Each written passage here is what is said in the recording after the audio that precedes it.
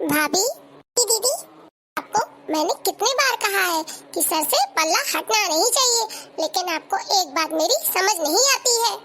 इस घर की बहू हो और बहू की मर्यादा में रहो। मैंने देख लिया तो क्या कहेंगे? अभी 1 महीना नहीं हुआ और देख लो बिना सर में पल्ला रखे घूम रही है।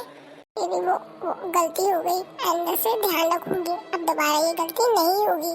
कोई अच्छा रहेगा भाभी, दोबारा ये गलती ना हो।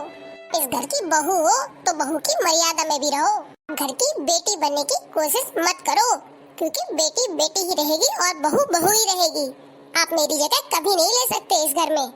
रसोई में इतनी गर्मी थी तो गलती से मेरा पल्ला गिर गया, मुझे ध्यान ही नहीं रहा कि दोबारा मैं डाल लूं।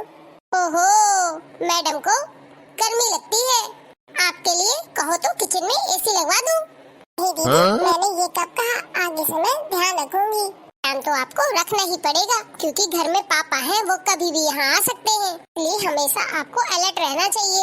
मुझे बार बार टोकना ना पड़े, मुझे टोकने की आदत नहीं है। एक तो आपको हमने इतनी सुविधा दे रखी है कि आपको कोई घूंघट के लिए तो बोलता नहीं है, कम से कम सर में पल्ला तो रख लिया करो। हमने आपको इतनी सुविधा दे रखी है, आप घूंघट ना करो, कम से कम पल्ला तो रख सकती हो सर में। दूसरी ससुराल होती तो आपको पता चलता, गर्दन तक पल्ला रखना पड़ता आपको। यहाँ पे आपको इतनी छूट दी है, तभी आप उस छूट का नाजायज फायदा उठाते हो। पल्ला भर रखना पड़ता है, वो भी आपको ध्यान नहीं रहता है।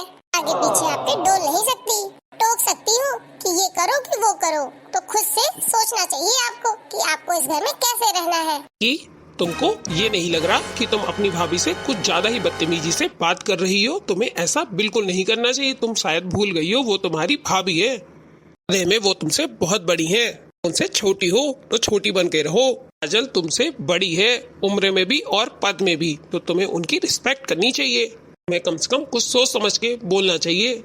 तो क्या गलत कह रही है मेरी बेटी? घर के तौर तरीके ही तो बता रही है उसे। तो तेरी पत्नी को रखना चाहिए। मेरी बेटी ही इतनी अच्छी है कि अपनी भाभी पे नजर रखे रहती है कि वो कहाँ गलती करती है, इसलिए टोक देती है वो बेचारी। तो है कि उसी को बुरा भला कह रहा है, तो शर्म आनी चाहिए, शर्म। लेकिन माँ जी, पापा तो रसोई में जाते ही नहीं है। रसोई का सारा काम मुझे ही अकेले करना पड़ता है। घर पे पल्ला रखने की रसोई में क्या जरूरत है माँ जी? अच्छा, अब तेरे मुँह में जवान भी आ गई, मेरे से जवान लड़ाएगी। खमा अपने भाभी के आते ही भैया की भी जवान चलने लगी। सिर्फ भाभी का साइड ले रहे हैं, ये नहीं दिख रहा कि माँ और बहन का साइड ले ले। तो माँ आप समझ जाओ भैया को कौन सिखा पढ़ा रहा है। बेटा मुझे सब समझ आ रहा है, बहू की ही कारस्तानी है ये सब। हाँ बेटा, मुझे सब समझ आ रहा है। बेटा जी वाह, वाइफ किचन में काम करती है तो वो दिखाई देता है, जब माँ और बहन करती थी तब नहीं दिखाई देता था। किचन में गर्मी होती होगी। माँ, आप कौन सा किचन में घूंघट करके खाना बनाते थे? ऊपर से मैं और रेनू भी आपके साथ लगे ही रहते थे। आप अकेले तो करती नहीं थी, लेकिन काजल तो अकेले घर का सारा काम करती है, उसके साथ तो कोई हेल्पिंग हैंड नहीं है। हमने कब आपकी मदद नहीं की? मैं बराबर से मदद करता था आपकी। ऑफिस जाने से पहले झाड़ू पोछा करके जाता था और वापस आकर भी आपके खाने में मदद करता था मैं। ऊपर से माँ, आपको पता है ना कि ये रेनू कैसे अपनी भाभी से बात करती है, बिल्कुल तमीज ही नहीं है। ये अपनी तमीज बिल्कुल खो बैठी है। इसे तो पता ही नहीं है कि बड़ों से कैसे बात की जाती है। तो इसे कुछ भी नहीं कहेंगे कि ये तो आपकी लाडली बिटिया है, चाहे गलत करे या सही, आपके लिए तो सब कुछ सही है। हाँ, क्यों ना करूँ, आखिर मेरी इकलौती बेटी है तो लाड़ चाहो तो करूँगी ही। माँ, आप लाड़ चाओ खूब करिए, किसने मना किया है, लेकिन सही चीजों में, गलत चीजों में नहीं। उससे उसको शय मिलती है। वो प्यार करना है खूब करिए, वो आपकी बेटी है और आपका अधिकार भी बनता है, लेकिन गलत चीजों में भी तो उसे रोकिए आप। वो किस तरीके से बात करती है अपनी भाभी से, उसे बात करने का लिहाज ही नहीं है इसे। तो माँ, अच्छी बात नहीं है, आप ही बताओ ना। तू क्या चाहता है यही बता दे। क्या चाहता है कि माँ और बहन किचन में काम करे, तेरी वाइफ आराम करे? ये तो यही दिन देखना बाकी रह गया था शायद। रही सही कसर भी तुमने आज पूरी कर दी बेटा। बेटा वाह, बीवी के आने के बाद माँ और बहन का प्यार गया चूल्हे में, तो हम इसकी बीवी को कुछ कह भी दे तो इसे बुरा लगता है। चीटे चिपकते चीटा।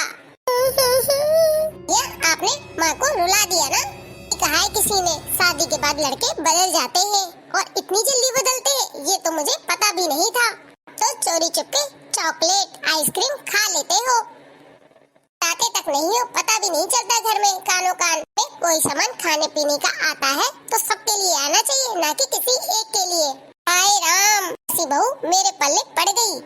मेरे बेटे से चोरी चुपके सामान मंगवाती है और खाती है कमरे में बैठे बैठे। ऐसे भी शर्म नहीं आती कि शर्म लिहाज भी कर ले। आप क्यों हंगामा किए जा रहे हो जरा सी बात में? हमारी शादी को 1 महीना हो गए थे, उसी खुशी में मैं एक चॉकलेट लाया था। सोचा काजल को दूंगा तो काजल खुश हो जाएगी, क्योंकि कहीं काजल को बाहर तो ले नहीं जा पाता, छुट्टी नहीं मिलती ऑफिस से। मैंने सोचा तोहफे के तौर पर काजल को चॉकलेट दे दूंगा। एक चॉकलेट ही तो थी, इसमें इतना हंगामा करने की क्या जरूरत थी? बात एक चॉकलेट की नहीं है, इस घर के तौर तरीके की है, सिस्टम की है। तुम हमसे चोरी छुपे काम करने लगे हो। चॉकलेट के अलावा और भी कुछ लाते हो तो हमें क्या पता चले। माँ, भैया के कमरे के बाहर डस्टबिन में आइसक्रीम का पैकेट भी पड़ा था। हे भगवान, कैसी चटोरी बहू मिल गई है, सिर्फ खाने खाने की बनी है। काम करने को कह दे तो नानी याद आती है इसको, नानी। रैपर दिख जाते हैं तो पता चल जाता है, वरना तो पता भी न चले। पता नहीं चोरी चुपके क्या क्या लाते होगे, लेकिन ये नहीं कि कभी बहन से भी पूछ ले या माँ से पूछ ले, लेकिन नहीं, सिर्फ अपनी पत्नी के लिए ही लाएंगे। लोग कुछ भी बोले जा रहे हो, एक छोटी सी बात थी, लेकिन आप लोग उसको रबड़ की तरह खींचे ही जा रहे हो, का पहाड़ बना रहे हो आप लोग। हाँ भाई, क्यों नहीं। अब माँ की बात तो आपको खराब लगेगी ही, क्योंकि आप पत्नी की भाषा जो बोलने लगे हो। भाई आप ये भूलिए मत, पहले आप मम्मी पापा के बेटे हो, फिर भाभी के पति हो। पहली प्रायोरिटी आपके मम्मी पापा होनी चाहिए, फिर आपकी वाइफ की, पहले वाइफ फिर माँ बाप की आई हुई लड़की के बारे में नहीं कि आप उसकी ही जिम्मेदारी उठाते रहे। पहले माँ बाप की जिम्मेदारी उठाइए, फिर अपनी पत्नी की। अपनी जिम्मेदारी आप भूलिए मत। काजल क्यों रो रही हो? मैं हूं ना तुम्हारे साथ, टेंशन क्यों लेती हो? एक ना एक दिन सब कुछ ठीक हो जाएगा। ऊपर से मैं भी तो हूँ तुम्हारे साथ, मैं तुम्हें कभी कुछ नहीं होने दूंगा। का नेचर तो तुम जानती ही हो, वो तो रेनू के बहकावे में आ जाती हैं, लेकिन तुम तो समझदार हो। रेनू भी कितने ही दिन की है, 2-3 साल में उसकी शादी हो जाएगी तो सब कुछ ठीक हो जाएगा। उसकी शादी हो जाएगी तो सब कुछ ठीक हो जाएगा घर में। कह रहे हो, मैं खामोखा टेंशन ले रही थी। तो अब खुश हो जाओ। अब बेटा क्या हुआ, मेरी गुड़िया मुरझाई हुई क्यों है? मैं कुछ बोल रही हूँ, आखिर तुम्हारा ध्यान कहाँ है? हुआ बेटा, क्या बताऊँ माँ आपको, क्या बोलूँ माँ। आपका दामाद पूरा ही अपने माँ बाप का श्रवण कुमार है, श्रवण कुमार। वो तो मुझे प्यार ही नहीं करता। महीनों की शादी में मैंने पत्नी का सुख तो जाना ही नहीं, कभी एक फूल लाके नहीं दिया मुझे। पूरा दिन सिर्फ काम काम काम करो, कहीं घुमाना ना फिराना ना हाल चाल पूछना। अपने माँ बाप के कहे में चलते हैं, अपनी माँ की भाषा ही बोलता है। वो सही गलत में तो फर्क बिल्कुल भी नहीं जानता कि जो सही है तो उसको सही बोले, जो गलत है तो उसको गलत बोले। घर में इतने नियम कायदे हैं कि मैं उन्हें फॉलो कर करके थक गई हूँ माँ। ये तो बहुत अच्छी बात है कि तुम्हारा पति अपने माँ बाप की सेवा करता है। पति अपने माँ बाप को सबसे ऊपर रखता है, आखिर वो उनका बेटा है। जिम्मेदारी तो उन्हीं की बनती है, बाद में तुम्हारी जिम्मेदारी बनती है। भैया ये तुम कह रहे हो, तो अपनी पत्नी के लिए हमसे भी लड़ने को तैयार हो जाते थे। यहाँ मेरा पति सही को सही और गलत को गलत भी नहीं कह पाता है, आप तो हमसे लड़ जाते थे। ऊपर से मुझे नियम कानून भी सिखाता रहता है। कह नहीं रहा हूँ, मैं वो कह रहा हूँ जो तुम मुझे सिखाती थी। माँ बाप के प्रति पहली जिम्मेदारी बनती है भैया तुम्हारी। कहती थी एक बेटे की पहली जिम्मेदारी माँ बाप होने चाहिए, दूसरी पत्नी। तुम्हारा पति सही तो कर रहा है, को सबसे आखिरी में रखना चाहिए, तो वही तुम्हारा पति भी कर रहा है। तो तुम्हारा पति तुम्हें सबसे आखिरी में रखता है तो उसमें प्रॉब्लम क्या है? तो उसकी पत्नी ही है। बेटा तुझे बिल्कुल शर्म नहीं आती कि अपनी बहन की समस्या को समाधान करने की जगह तो उस पे हंस रहा है, वो ताने मार रहा है। मैं ताने नहीं मार रहा, उसको आईना दिखा रहा हूँ। हाँ, लोग शायद भूल जाते हैं, जब किसी को लोग आईना दिखाते हैं ना ही अंत नजर आता है। भाभी बनकर नंद को हिदायत देना बहुत ही आसान है, लेकिन जब खुद भाभी बन के हिदायत सहना बहुत ही मुश्किल होता है। तुम्हारे ससुराल में तो नियम कानून सिर्फ तुम्हारा पति ही सिखाता है, लेकिन यहाँ तो काजल को आप दोनों ही सिखाने पढ़ाने में लगे रहते थे। दूसरों को हिदायत देना तो बहुत अच्छा लगता है, लेकिन जब वही चीज खुद पे पड़ती है तो बहुत बुरा लगता है। दूसरों को नियम कानून सिखाना बहुत अच्छा लगता है, लेकिन जब कोई हमें सिखाता है तो वही चीज हमें बहुत बुरी लगती है। इसने हमें बहुत परेशान किया है, हम लोग तिल तिल के रोए हैं। शायद भूल गई थी, हम इस घर के सिर्फ बेटे बहू ही नहीं है, पति पत्नी भी है। हाँ भैया, आप बिल्कुल सही कह रहे हैं।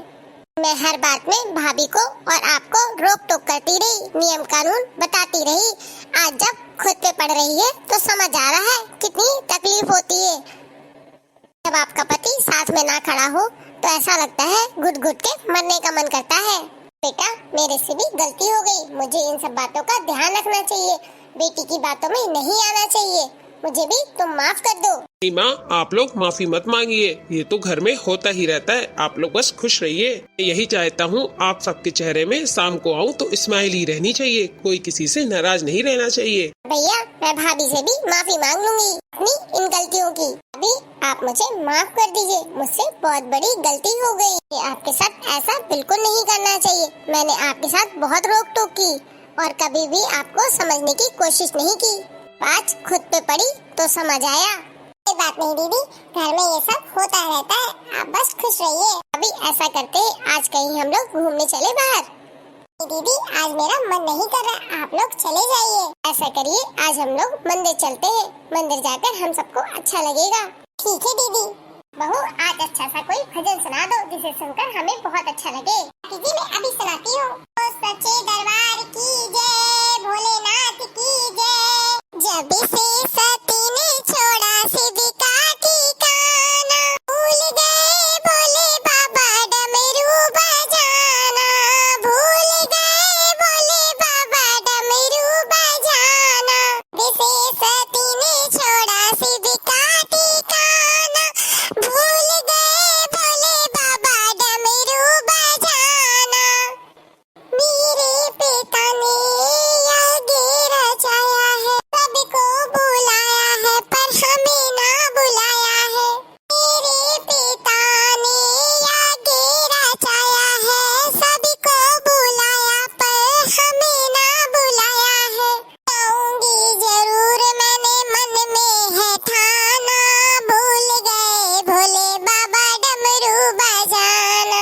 जाऊंगी जरूर मैंने मन में है ठाना, भूल गए भोले बाबा डमरू बजाना, भूल गए भोले बाबा डमरू बजाना। जैसे सती ने छोड़ा शिव का ठिकाना, भूल गए भोले बाबा डमरू बजाना। बिना बुलाए वहाँ जाते नहीं है, आते हैं तो माने पाते नहीं है। ना बुलाए वहाँ जाते नहीं है, जाते हैं तो माने पाते नहीं है। मानो हमारी तुम्हें बड़े पछताना, भूल गए भोले बाबा डमरू बजाना। मानो हमारी तुम्हें बड़े पछताना, भूल गए भोले बाबा डमरू बजाना। जैसे सती ने छोड़ा शिव का ठिकाना, भूल गए भोले बाबा डमरू बजाना, भूल गए भोले बाबा डमरू बजाना। देवों के आसन लगे हैं, मेरे पति का कोई आसन नहीं है। देवों के आसन लगे हैं, मेरे पति का कोई